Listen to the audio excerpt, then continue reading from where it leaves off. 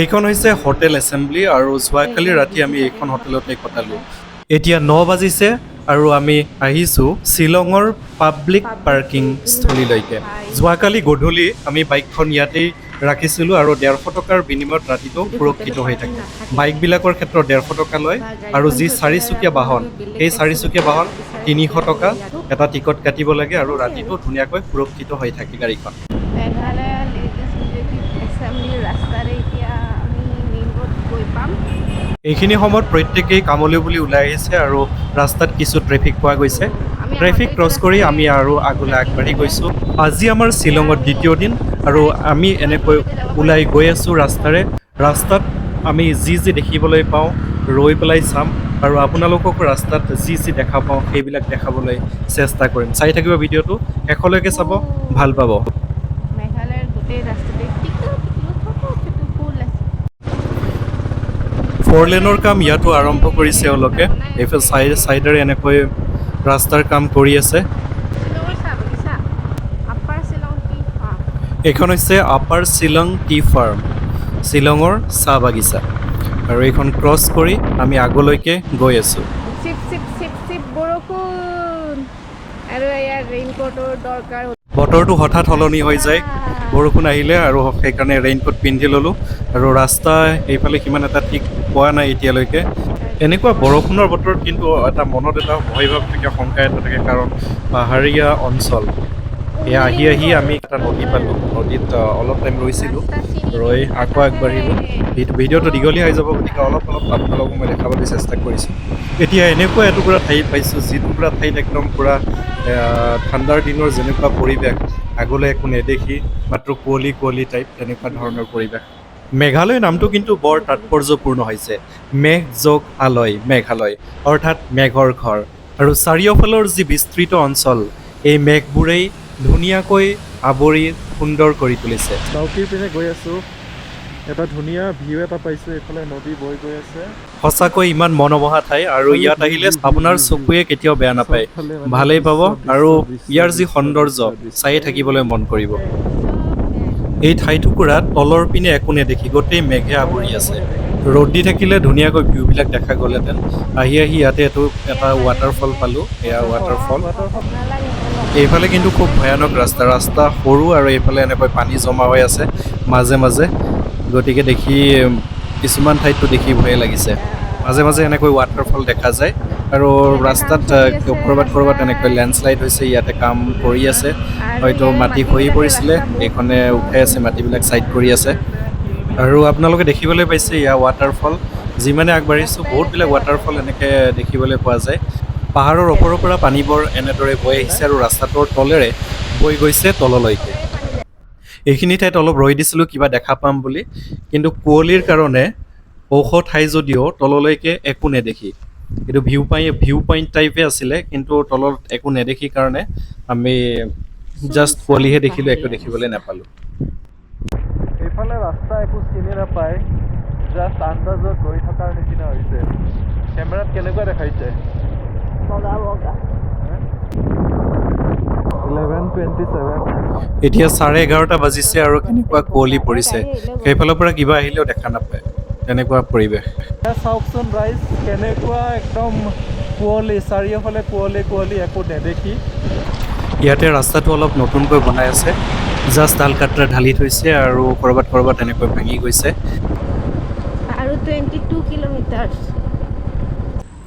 ইয়াতে চাইনবোৰ্ড মাৰি থৈছে, লেফ্ট চাইডে যোৱা যিটো ৰাস্তা সেইটো হৈছে ডাউকিলৈকে যোৱা, ডাউকিলৈকে 20 কিলোমিটাৰ। আৰু ৰাইট চাইডত যিটো অসমৰ ৰাস্তা সেইটো মাউলিনডং যোৱা ৰাস্তা 18 কিলোমিটাৰ। সেইফালে গৈ আছোঁ আমি এতিয়া। এয়া আমি গৈ আছোঁ মাউলিনডঙৰ পিনে, the cleanest village of Asia, যিখন আটাইতকৈ পৰিষ্কাৰ ঠাই হয়, এছিয়াৰ ভিতৰত পৰিষ্কাৰ গাঁও, আৰু সেইখনলৈকে আমি গৈ আছোঁ। কিছুমানে এই সৰু ৰাস্তাইদি আহিবৰ কাৰণে ভয় কৰে, কিন্তু আমি দুইজনে আহিছোঁ, চাই লাভ নাই কেনেকুৱা সৰু ৰাস্তা।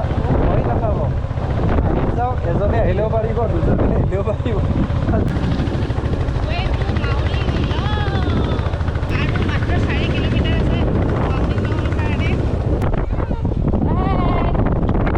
আৰু কিছু সময় পিছতে আমি মাউলিনডং পাম। ইয়াতে গাড়ী এখন ৰৈ আছে, সম্ভৱতঃ ইয়াতে টিকেট দিব।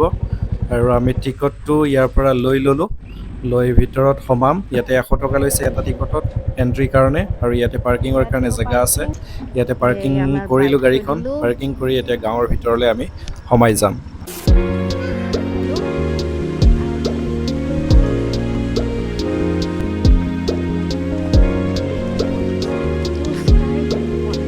এইখনে হৈছে মাউলিনলং গাঁও, আৰু অলপমান আগবাঢ়ি আহিলে এইফালে স্কাই ভিউ পইণ্ট এটা পায়, আৰু সেইটোলৈকে আমি আগবাঢ়ি গৈ আছোঁ। মানুহ আহিছে ইয়ালৈকে, আৰু কিছুমানে উঠিছেও, ইয়াতে ফটো উঠিছে। স্কাই ভিউ পইণ্টত উঠিবলৈ আপোনালোকে বাংলাদেশ চাব পাৰিব। ইয়াতে পাৰ পাৰ্চন 30 টকাকৈ লয়। কিছুমান বাছ চেঞ্জ কৰিব লগা হৈছে ইহঁতে। সেইডাল বাডাল সেই হৈ গৈছে, ফাটি গৈছে।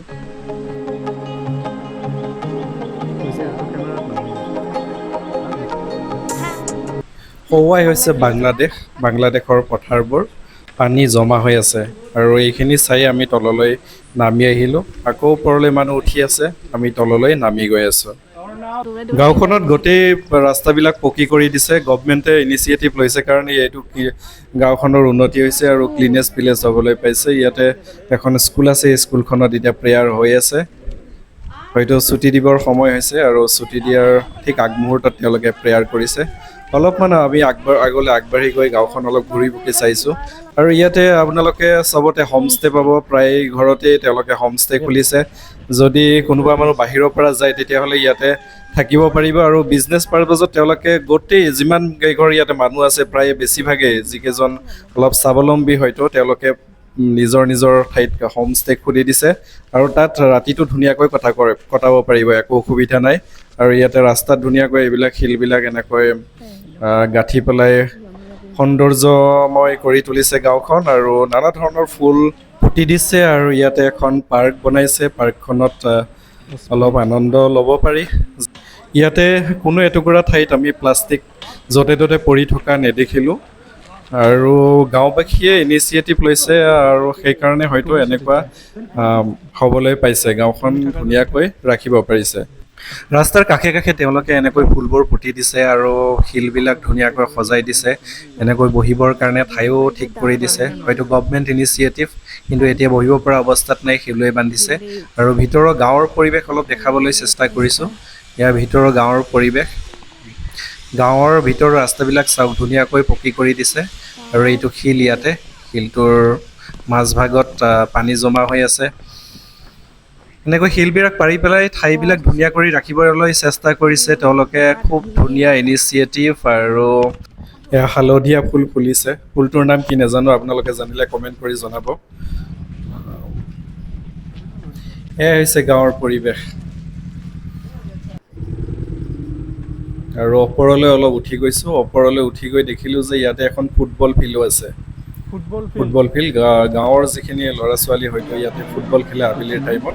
তাৰপিছত ভোক লাগিলে ঘূৰি ঘূৰি ভোক লগাৰ কাৰণে ৰেষ্টুৰেণ্ট এখনলৈ সোমাই আহিলোঁ, আৰু ইয়াতে চিকেন থালি, এগ থালি, অমলেট থালি, এই সকলোবিলাক 200 ৰিজনেবল প্ৰাইচ হয়। তাকে অৰ্ডাৰ দিলোঁ, আৰু তালৈ ৰৈ আছিলোঁ। অৱশেষত আমালৈ থালি আহি গ'ল, চিকেন থালি। পাৰ থালি 200, ৰিজনেবল হয়, আৰু টেষ্টি খানাও হয়।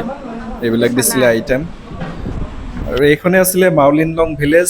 এতিয়া আমি যাম বেলেঞ্চ ৰক চাব। গাঁওখনৰ পৰা অলপমান আগবাঢ়ি গ'লে বেলেঞ্চ ৰকটো পায়, আৰু ইয়াতে পাৰ পাৰ্চন 10 ৰুপিজ লয়। আমি তললৈ নামি গৈছোঁ। বেলেঞ্চ ৰক হৈছে এটা শিল, এটা সৰু শিলৰ ওপৰত এটা ডাঙৰ শিল বহি আছে, আৰু ইয়াতে অলপ কাৰিকৰী কৌশল খটুৱাইছে, সেইটো চাবলৈ আহিলোঁ। ভিডিঅ'টো অলপ দীঘল হৈছে, গতিকে এইখিনিতে আজিৰ ভিডিঅ'টো সমাপ্ত কৰিছোঁ।